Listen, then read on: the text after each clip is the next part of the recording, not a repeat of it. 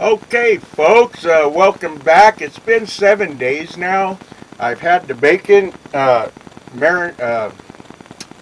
it curing in the refrigerator for 7 days. Every day I turned it, massage it, turn it, massage it, and here's what it looks like when it gets done, folks. I'm going to bring it up so you get a good look at it.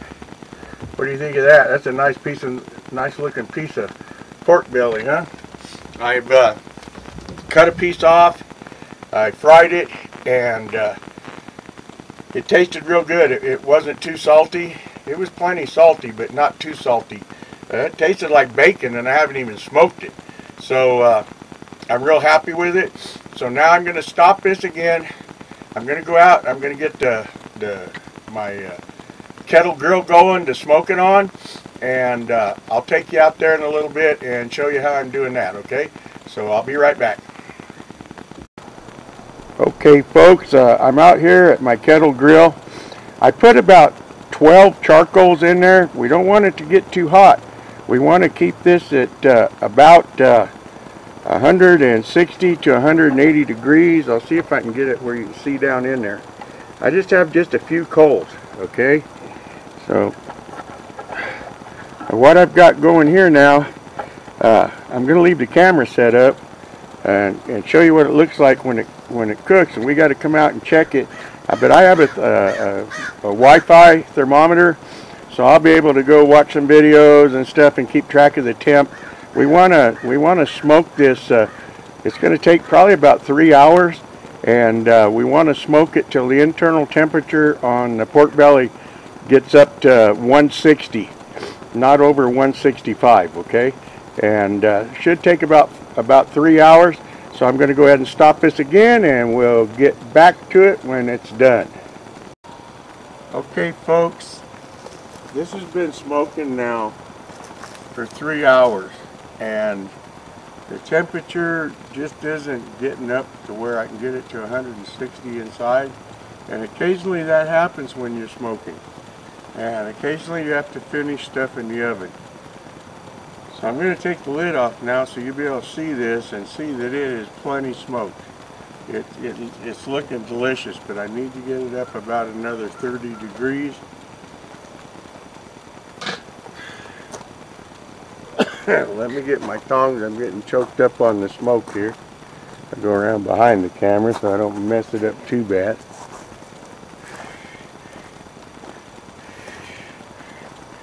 You can see here, it's nice and smoked. It's really smoked pretty, and you don't want to over smoke it. My wife would kill me if I over smoked it. And I don't know if you can see here, I have the probe in there, so it's testing the internal temperature. This is part of my transmitter right here. It transmits on Wi-Fi. And sends it to the receiver inside, so I know what the internal temperature is all the time. But what I'm going to do now, folks, is I'm going to go ahead.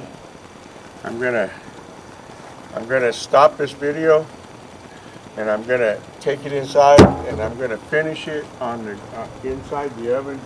It's not going to take very long. I already have the oven preheated to 170, so it's just going to take a little while just to get the temp up. I'm going to leave the probe in it, and it's going to come out fantastic. Alright, folks, welcome back.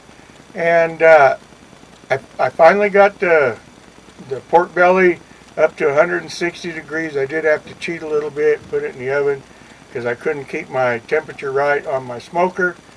But so I put it in the oven for a little bit just to get it up to the 160. It had plenty of smoke, and this is what it looks like, folks.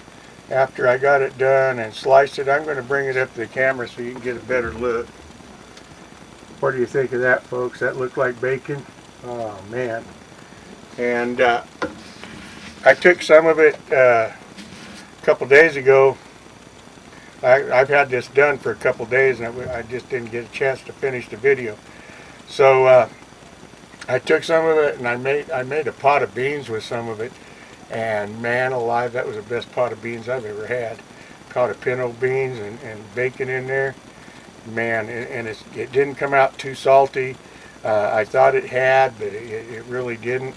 And next time I'll do probably about a 6-pounder. I cut this real thick, and I'm going to bring this one piece up here so you can see it. I mean, this is thick. I don't have a meat saw. Look how thick that is. That's a great piece of bacon. Tonight, my wife and I, we're going to do some fried eggs, hash browns, fresh homemade bacon, and it's going to be delicious, folks. I know it is. I want to thank you for if you've been watching my channel for a while. I want to thank you for watching. If you're new to my channel, I want to ask you to please subscribe, hit that thumbs up button, leave me some comments, because I love hearing from you guys, and I'll do my best to answer every comment, or at least respond to it, so you know that I do care about you. This cancer thing's been keeping me from posting things, but we're making progress on that. So I'm going to have an update on that in a day or two and let you know what's going on. Hey folks, I got some good news. The type of cancer I have, it's neuroendocrine carcinoid tumors. I have them in a lot of places. I have them in my abdomen. I have them in my liver, 3 places. I have a trachea. But I'm going to get into this and explain to you a lot about, it's called NETs.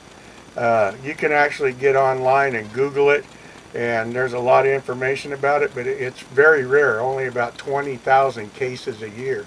And just so happens my daughter has the same cancer in her pancreas. So sometimes it's genetic, it isn't always, but it's kind of rare that a father and daughter have the exact same thing. But hers is not spread. If it was the good, the bad, and the ugly, my daughter would have the good and I'd have the ugly, because mine spread into my back, into the bone, my liver, my abdomen, and maybe my trachea. So, but the good news is, with the right treatment, I've probably got a good 5 years or more. So I'll be able to get out there and do some more camping and go some places that I want to go. And but we're going to go on this journey together and go through this. So other people may end up with this. Most of the time, people don't know they even have it until it makes them really sick somewhere. I got lucky. God was looking out for me and found it in my back due to another reason, or I would still not know that I had cancer. So with that, folks, I'm gonna tell you good night. Sleep tight. Don't let the bed bugs bite, and I'll catch you on the flip-flop.